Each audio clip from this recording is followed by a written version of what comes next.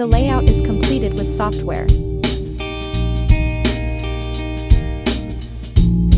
After printing, the pattern is heat transferred onto the fabric.